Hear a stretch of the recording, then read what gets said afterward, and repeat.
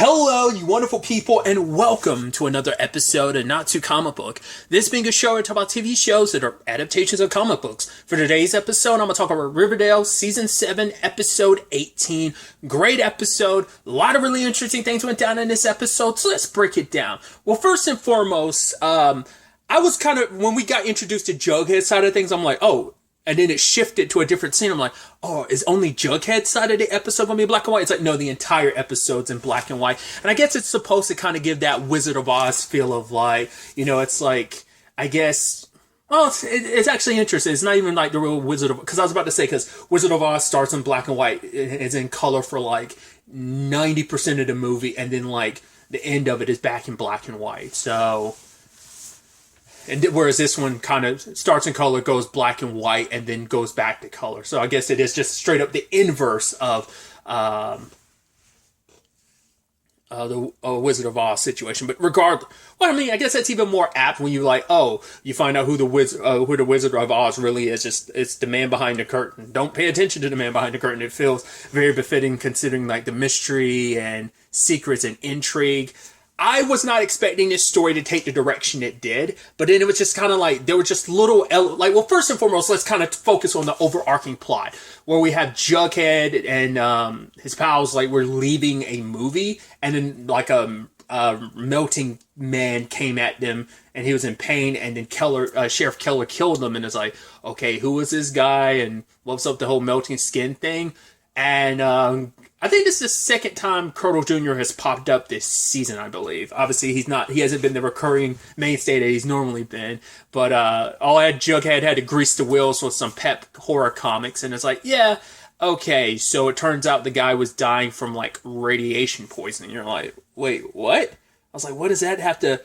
I was like, that's weird. I was like, what's going on here? And then they started, like, looping that in with, Mayor Blossom wants us to start, like, showing this video at school of, like, what happens if an atomic bomb goes off, which is like, oh, you should have, like, oh, all the glass is going to be blown out the window, and it's all the force is going to send you this way. But even Jughead had to be like, no, that's not the only thing that's going to happen. You're literally going to be turned into, you know what happened in Japan. It's like literal shadows people are going to be disintegrated in nanoseconds, and those who do survive will have to deal with the fallout of the radiation. So... And because everyone else has got their idea of like, oh, well, we could get as far away or to a bunker or a mine. And, you know, Clay had to be like, yeah, because Archie's like, oh, I'll get my mom and we'll drive as far as we can. And it's like, yeah, Archie, no matter how far you try to go, you won't be able to escape an atomic bomb explosion no matter how fast you are, no matter how fast your car goes. Plus, you know, you'll still, even if you manage to get outside of the blast radius, there's still the radiation fallout that would kind of, especially if there's enough. Well, it will naturally spread because of the explosion. So I was about to say if there's enough wind, but there's definitely going to be a lot of wind when the literal explosion is going to be spreading the radiation. But still, you know, it's kind of like this scary time. And even to the point that it's like, damn you and your fear-mongering, Jughead Jones, because Cheryl had a nightmare about it. So I thought that was so interesting. And just, once again, these little things in the story started kind of piecing together, where Jughead gets visited by Dilton, and Dilton shows him the bunker. I was like, this episode, I felt so stupid, because there's two major plot things that popped up this episode. I was like, never even crossed my mind. I'm like, why didn't it cross my mind about the bunker? That's Jughead's safe haven. You know, isn't that where he started living? Is the bunker? Like, pre-time skip and post-time skip? Didn't they find the bunker pre-time skip? They did. God, it's all blurring together. But I felt so stupid. I was like, oh man, this bunker has not made an appearance this entire season. It didn't even cross my mind. I'm like, why didn't it? That thing has been like the haven for a lot of like major plot developments, and never crossed my mind. We hadn't seen the bunker. And then, oh god, the Palladium. It was like another major plot point that I was like completely ignored that popping up. So I was like, interesting in how that all ties together, because Dilton, his dad was visited by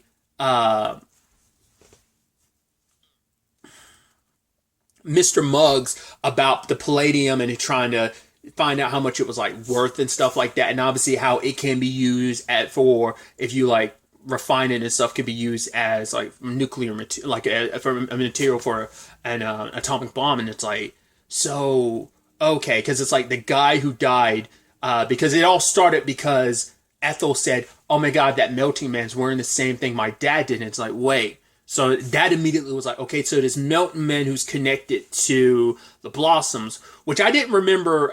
Brad Rayberry also worked at the Blossoms, like worked with them at one point in time. So it's like that's three connections to the. It's like, wait, and then we find out the milkman was an assassin. I was like, it was the Blossoms the entire time. It's actually all coming full circle because who killed Jason?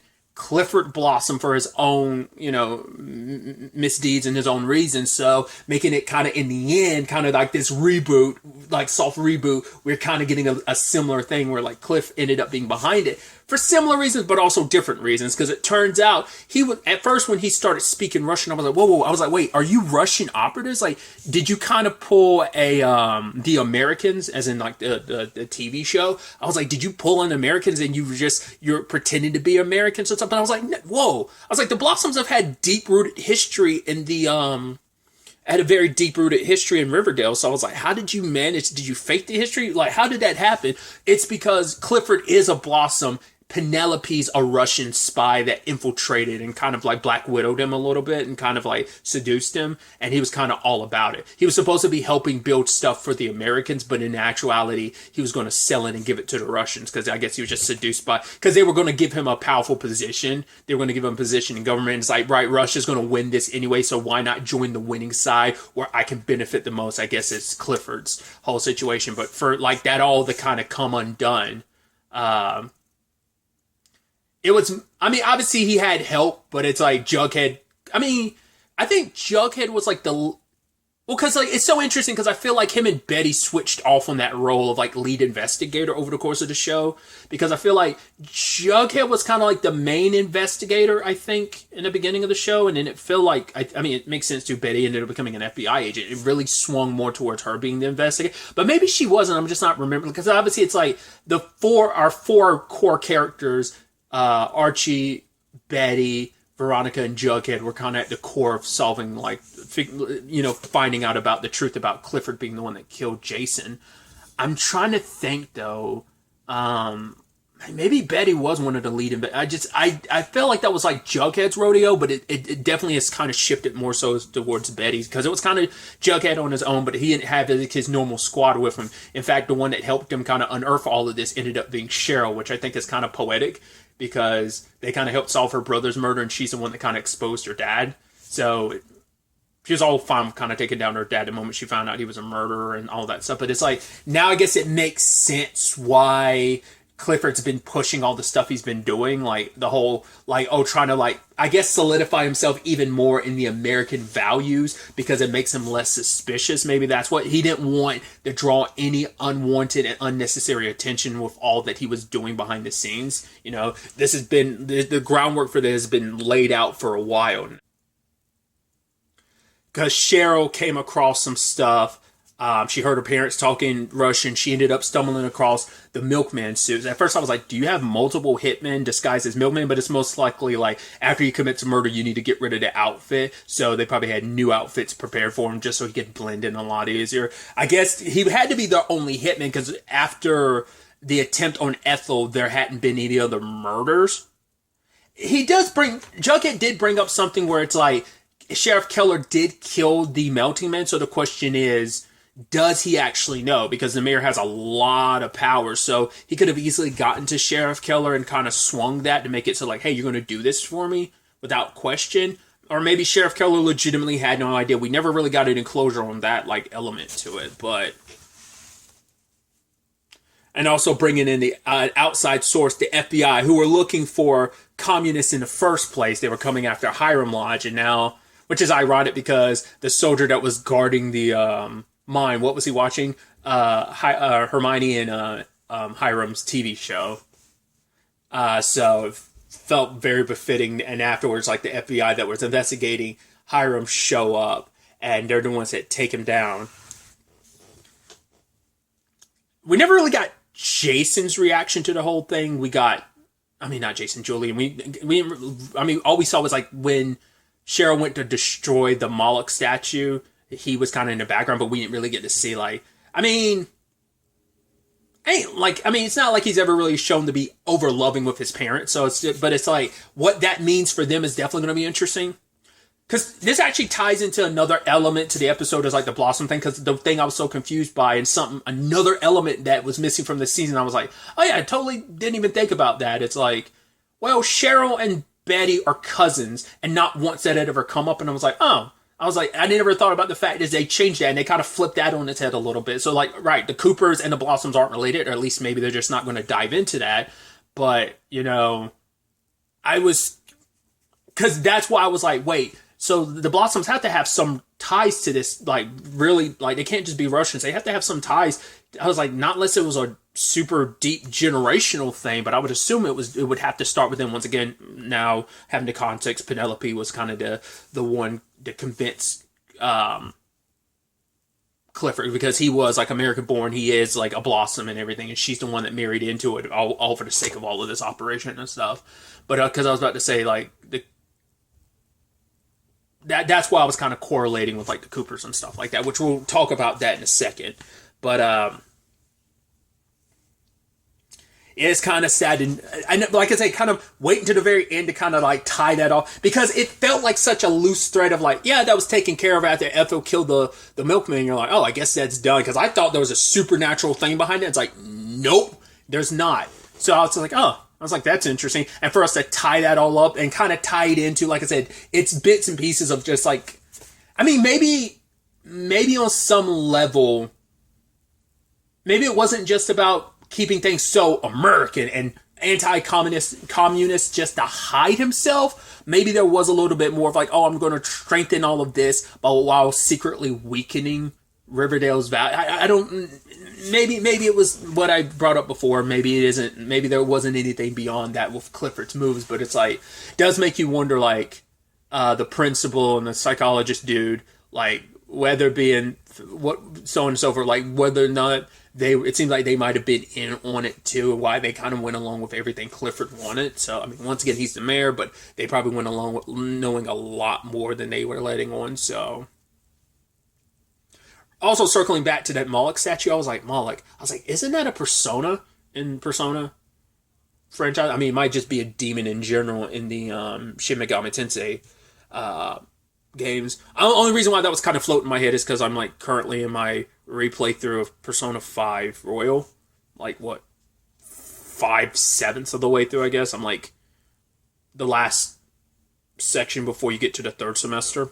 I'll leave it at that. No spoilers. So, but yeah, like that's the only reason why that's probably in my head even more so than it normally would be, just because I have Persona fresh in mind because of that because I'm that on replay. But either way, because I know a lot of Persona stuff pulls from like obviously like real life historical stuff, but also like especially a lot of those Personas also pertain from like different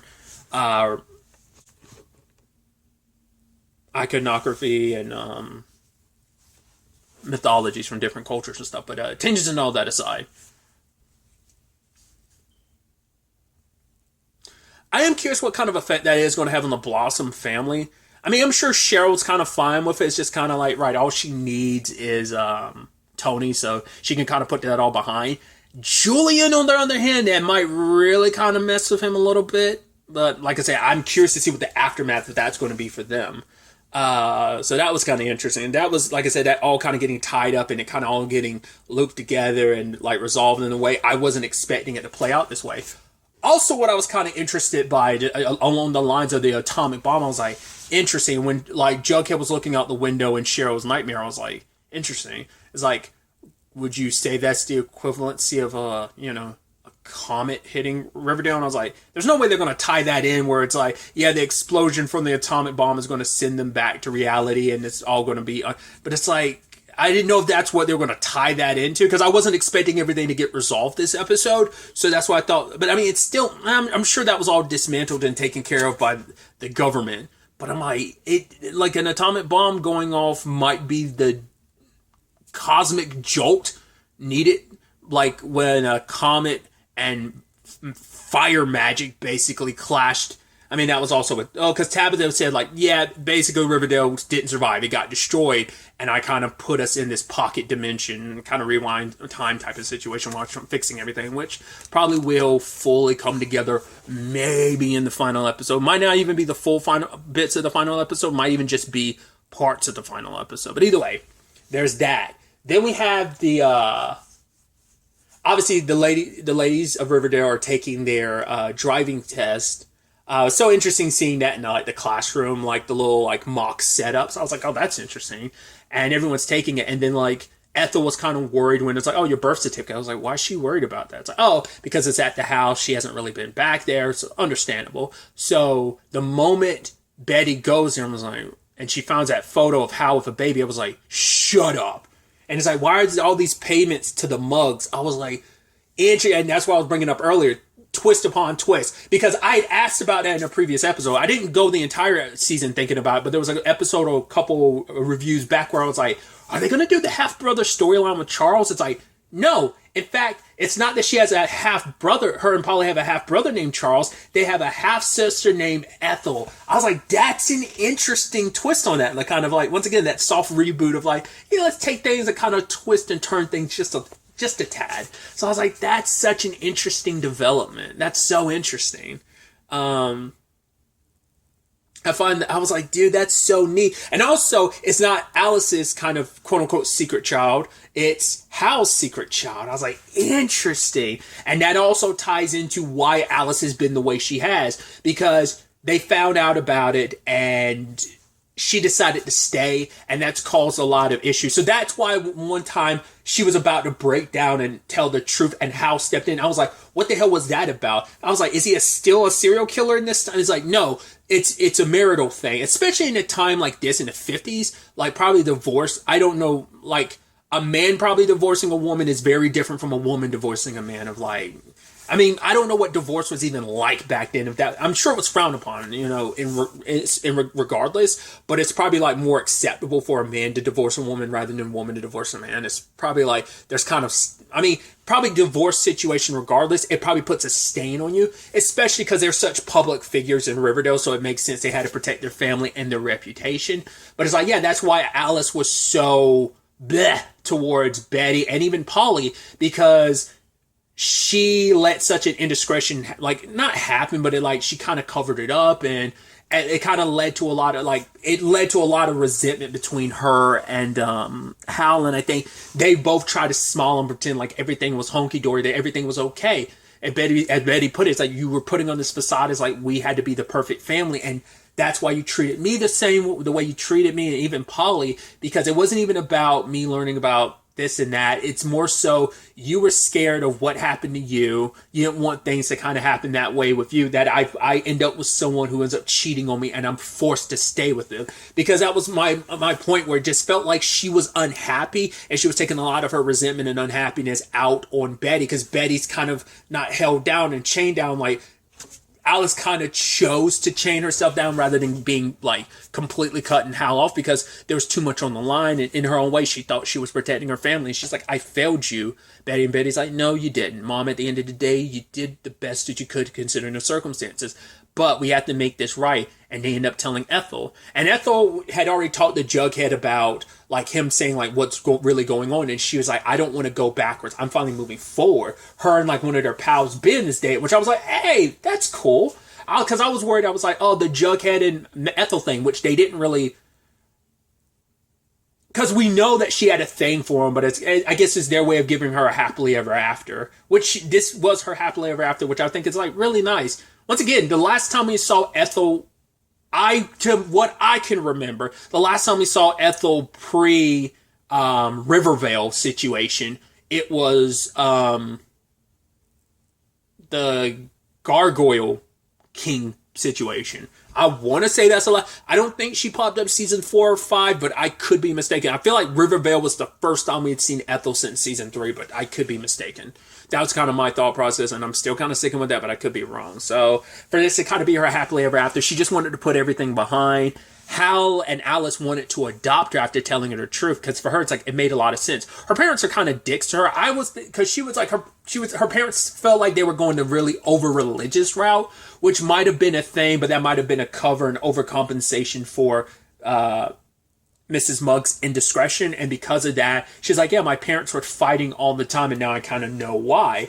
And they wanted to adopt her to make this official, but for Ethel, it's like, I want to move on with my life. I kind of want to put this on behind me. So at the end of the episode, she leaves Riverdale to start over, and she's going to be in Hollywood. Veronica hooked up with her with a job and a place to stay, and it's like, you know, Betty's like, yo, let us know where you're staying, because obviously me and Polly are going to want to visit you. It's like, yo, our half-sis is out there in Hollywood, you know? And Jughead and Ethel, and it's like, you know, saying goodbye. And it's like, yeah, like she just wanted to be happy, and she got her happiness, and I like that. And even Jughead tying it in at the end, being like, Ethel was the first one, but others would follow suit. And it's like, so everyone's going their separate ways, because everyone eventually did. I mean, even in original Riverdale, everyone went their separate ways, but obviously in season, like after the time skip, they all found their way back to Riverdale in some shape or form. So, and speaking of that, it's funny because that ties into Archie's story as well, but we'll get to that in a second. But I thought that was just so beautiful, but also Jughead saying like, right, would we be able to weather the storm that was coming? It's like, right, you thought that was bad. So what's going to happen in these next 2 episodes to really test everyone in Riverdale then?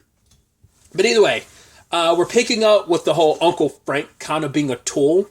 I do like that Archie does like tag him back at certain points in time. It's like, oh yeah, you would know that if you cracked open a book every once in a while. And Frank's like, excuse me, what you saying? You see Reggie kind of laughing a little bit. I was like, because I was like, man, because Frank was kind of coming at Archie with some spice, because Mary brought him in to be like, yo, I need you to put Archie back on the right path. And he kind of did. And obviously Mary had to be like, yo, you need to calm down, which he had been pretty chill up until this poetry stuff. And then he kind of went off the rails again. Like he can go a little too extreme, right? So, like I said, it sucks too, because him and his Uncle Frank, like, do have a really good relationship. I mean, once again, prior to the Percival of it all.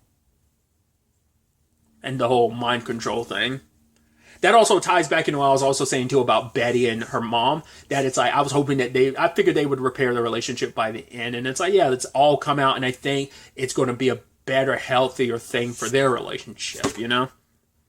That, you know, because there's already so much tragedy in that family, like present day and stuff. They haven't had to really deal with that too much. I mean, granted, it's like Ethel knows the truth. The truth is out there. What that means for Alice and Hal going forward, we'll see if they'll just kind of continue to make that work. But you know, it definitely leads to, I think, when it time, and I said this, when it comes to Polly's wedding, I think Alice is going to be there. I thought that would be like the bridge gap moment, which still could be, but I think this is going to be that bridging moment now that, you know, Betty understands her mom a lot more, and I think eventually Polly will come to understand her more too. So I think they're going to be there at the wedding. I wonder, will that be like next episode, or will that be in the final episode? Will they even cover the wedding at all? It might not. It might happen like post the series end, you know, type of situation.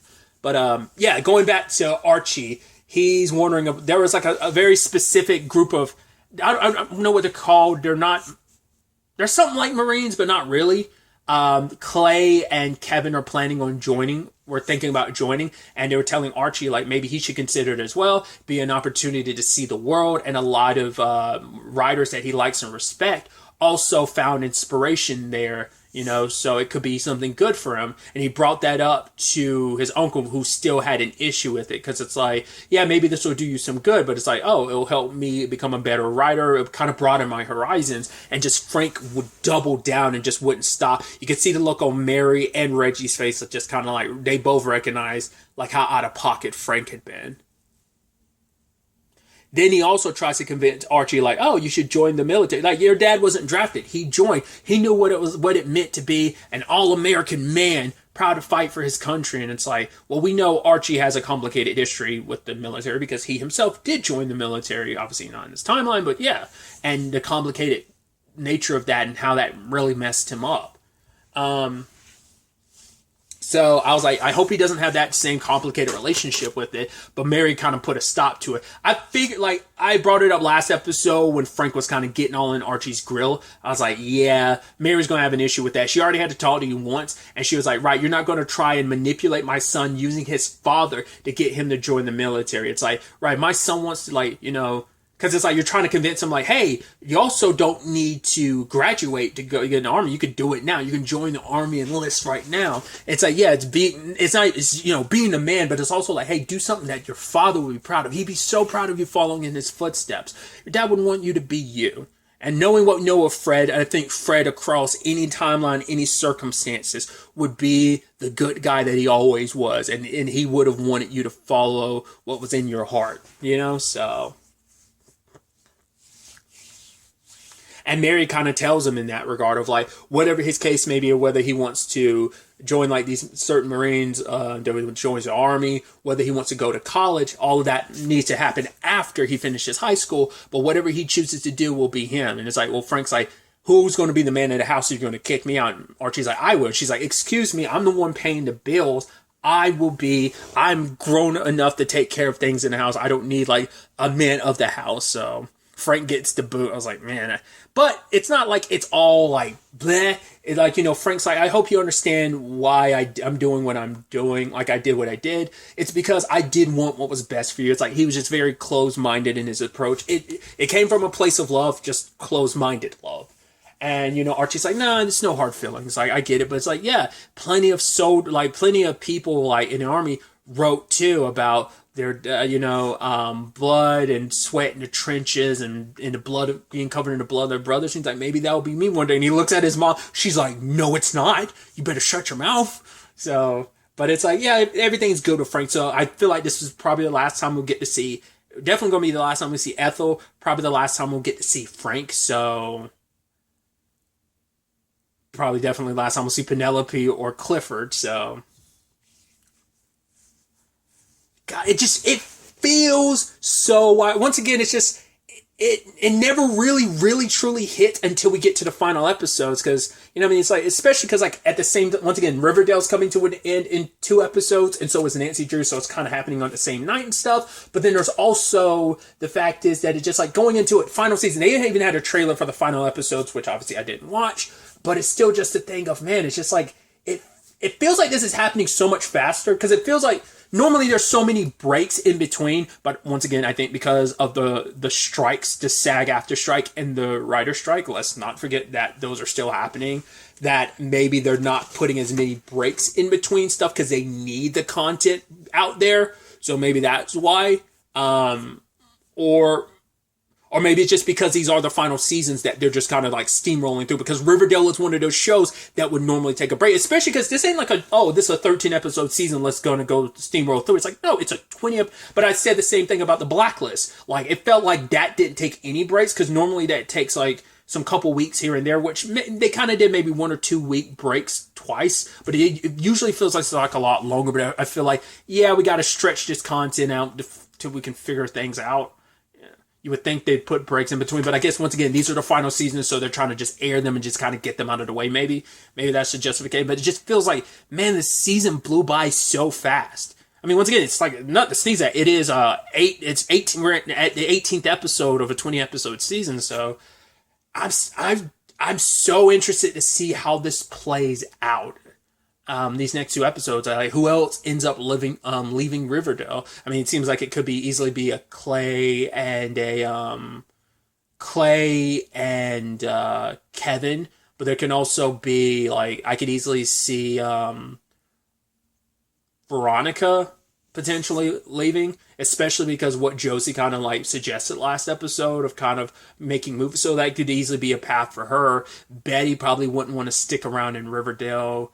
Because that's the thing, like, Archie was always going to be the one that seemed like, he'd stick around just because it felt right. And, I mean, what did he do? He went off and kind of joined the army, whereas everyone else stayed behind before they moved on, too. So it is kind of a repeat of, like, that first part of season 5 before they got to the time skip. So I'm sure there's going to be a lot of similarities, but I'm so fascinated to see where the next episode, the penultimate episode, ends up taking us, and what that sets up for the final episode.